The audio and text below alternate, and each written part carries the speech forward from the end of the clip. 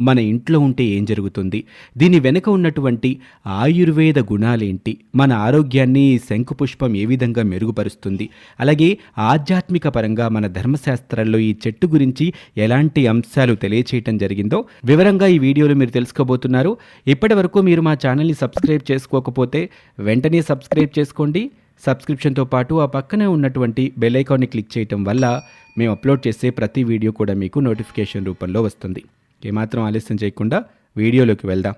ఈ శంఖ పుష్పం పుష్పించే మొక్కల్లో ఫ్యాబిసీ కుటుంబానికి చెందిన తీగజాతి మొక్కే ఇది. వీటిని సంస్కృతంలో గిరికర్ణిక అంటారు.